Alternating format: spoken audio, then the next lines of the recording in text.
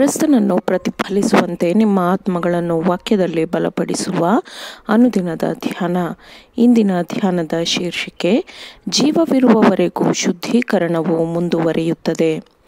ಈ ದಿನದ ದೇವರ ವಾಕ್ಯ, ಯಾಕೆಂದರೆ ಪವಿತ್ರ ಮಾಡುವಾತನಿಗೂ ಪವಿತ್ರರಾಗುವವರೆಲ್ಲರಿಗೂ ಒಬ್ಬನೇ ತಂದೆ ಇದ್ದಾನೆ. ಈ ಕಾರಣದಿಂದ ಪವಿತ್ರ ಮಾಡುವಾತನು ಪವಿತ್ರರಾಗುವವರನ್ನು ಸಹೋದರರೆನ್ನುವುದಕ್ಕೆ ನಾಚಿಕೆ ಪಡದೆ, ನಿನ್ನ ನಾಮ ಮಹಿಮೆಯನ್ನು ನನ್ನ ಸಹೋದರರಿಗೆ ತಿಳಿಸುವೆನು. ಇಬ್ರಿಯ 2ನೇ ಅಧ್ಯಾಯ 11ನೇ ವಚನ. ನಮ್ಮ ಪಾಪಗಳಿಂದ ಗಾಯಪಟ್ಟ, ನಮ್ಮ ಕಷ್ಟಗಳ ನಿಮಿತ್ತ ಭಾರ ಹೊತ್ತವನಾದ ಯೇಸುವನ್ನು ನಂಬಿಕೆಯಿಂದಲೂ ಪಶ್ಚಾತ್ತಾಪದಿಂದಲೂ ಧ್ಯಾನಿಸುವಾಗ ನಾವು ಅವನ ಹೆಜ್ಜೆಗಳನ್ನು ಹಿಂಬಾಲಿಸಲು ಕಲಿಯಬಹುದು.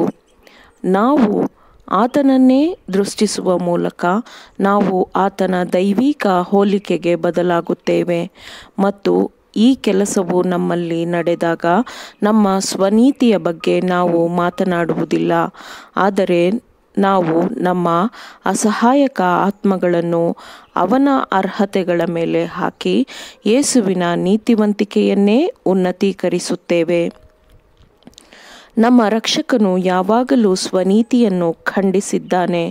ಅತ್ಯುನ್ನತವಾದ ಧರ್ಮದ ರೀತಿಯು ಶಾಂತವಾಗಿ ಮತ್ತು ಅಡಚಣೆ ಇಲ್ಲದೆ ಪ್ರಕಟವಾಗುತ್ತದೆ ಎಂದು ಅವನು ತನ್ನ ಶಿಷ್ಯರಿಗೆ ಕಲಿಸಿದನು. ಅವರು ತಮ್ಮ ದಾನದ ಕಾರ್ಯಗಳನ್ನು ಸದ್ದಿಲ್ಲದೆ ಮಾಡುವಂತೆ ಅವನು ಅವರಿಗೆ ಎಚ್ಚರಿಸಿದನು. ತೋರಿಕೆಗಾಗಿಯೋ ಇಲ್ಲವೇ ಮನುಷ್ಯರ ಹೊಗಳಿಕೆ ಅಥವಾ ಗೌರವ ಸಿಗಲೆಂದು ಮಾಡಬಾರದು. ಅವರಿಂದ ಭವಿಷ್ಯದಲ್ಲಿ ಪ್ರತಿಫಲ ಸಿಗುವುದೆಂದು ಮಾಡಬಾರದು, ಆದರೆ ದೇವರ ಮಹಿಮೆಗಾಗಿ ಮಾಡಬೇಕು. ಮನುಷ್ಯರು ಮೆಚ್ಚಲಿ ಎಂದು ಅವರು ಒಳ್ಳೆಯ ಕಾರ್ಯಗಳನ್ನು ಮಾಡಿದರೆ ಪರಲೋಕದಲ್ಲಿರುವ ಅವರ ತಂದೆಯಿಂದ ಅವರಿಗೆ ಯಾವ ಪ್ರತಿಫಲವೂ ಸಿಗುವುದಿಲ್ಲ. ಮನುಷ್ಯರು ಕೇಳಿಸಿಕೊಳ್ಳಲಿ ಎಂಬ ಉದ್ದೇಶದಿಂದ ಪ್ರಾರ್ಥಿಸಬಾರದೆಂದು ಕ್ರಿಸ್ತನ ಹಿಂಬಾಲಕರಿಗೆ ಎಚ್ಚರಿಕೆಯ ಸೂಚನೆಗಳನ್ನು ಕೊಡಲಾಗಿದೆ. ಆದರೆ ನೀನು ಪ್ರಾರ್ಥನೆ ಮಾಡಬೇಕಾದರೆ ನಿನ್ನ ಏಕಾಂತವಾದ ಕೋಣೆಯೊಳಗೆ ಹೋಗಿ ಬಾಗಿಲನ್ನು ಮುಚ್ಚಿಕೊಂಡು ಅಂತರಂಗದಲ್ಲಿಯೂ ಇರುವ ನಿನ್ನ ತಂದೆಗೆ ಪ್ರಾರ್ಥನೆ ಮಾಡು. ಅಂತರಂಗದಲ್ಲಿ ನಡೆಯುವುದನ್ನು ನೋಡುವ ನಿನ್ನ ತಂದೆಯು ನಿನಗೆ ಪ್ರತಿಫಲ ಕೊಡುವನು ಎಂದು ವಾಕ್ಯವು ಹೇಳುತ್ತದೆ. ಕ್ರಿಸ್ತನ ತುಟಿಗಳಿಂದ ಬಂದ ಈ ರೀತಿಯ ಅಭಿವ್ಯಕ್ತಿಯು ಫರಿಸಾಯರಲ್ಲಿ ಪ್ರಚಲಿತವಾಗಿದ್ದ ಈ ರೀತಿಯ ಧರ್ಮನಿಷ್ಠೆಯ ಸೋಗನ್ನು ಅವನು ಅಂಗೀಕರಿಸುವುದಿಲ್ಲ ಎಂದು ತೋರಿಸುತ್ತದೆ.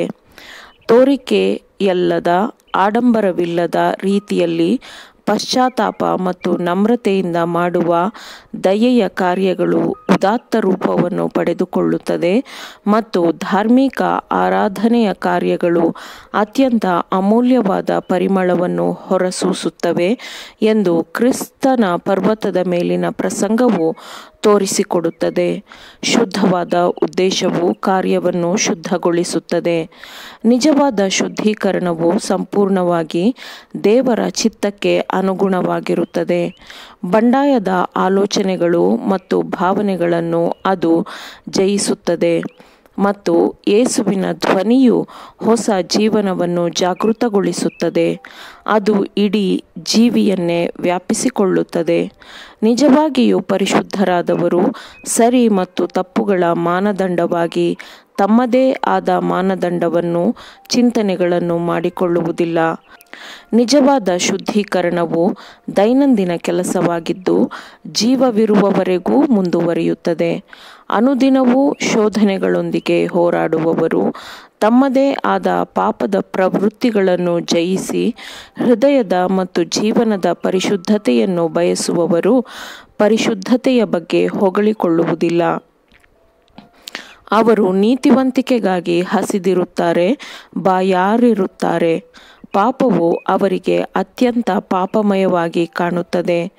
ದೇವರನ್ನು ಪ್ರಾಮಾಣಿಕವಾಗಿ ಪ್ರೀತಿಸುವ, ದೇವರಿಗೆ ಭಯಪಡುವ ನಿಜವಾದ ನೀತಿವಂತರು ಕ್ರಿಸ್ತನ ನೀತಿವಂತಿಕೆಯ ನಿಲುವಂಗಿಯನ್ನು ಸಮೃದ್ಧಿಯಲ್ಲಿಯೂ ಪ್ರತಿಕೂಲ ಸಂದರ್ಭದಲ್ಲಿಯೂ ಧರಿಸುತ್ತಾರೆ. ಆಮೇನ್. ದೇವರ ವಾಕ್ಯಗಳನ್ನು ಶ್ರದ್ಧೆಯಿಂದ ಆಲಿಸುವವರು ಮಾತ್ರವೇ ಆಗಿರದೆ ಪಾಲಿಸುವವರು ಆಗಬೇಕೆಂದು ನಿಮ್ಮನ್ನು ಉತ್ತೇಜಿಸುತ್ತೇನೆ. ಪರಿಶುದ್ಧಾತ್ಮನ ಸಹಾಯದಿಂದ ಆಲಿಸಿದ ನಿಮ್ಮೆಲ್ಲರಿಗೂ ಧನ್ಯವಾದಗಳು. ಮತ್ತೆ ದೈನಂದಿನ ಧ್ಯಾನಕ್ಕಾಗಿ ನಾಳೆ ಸಂಧಿಸೋಣ. ಆಮೇನ್.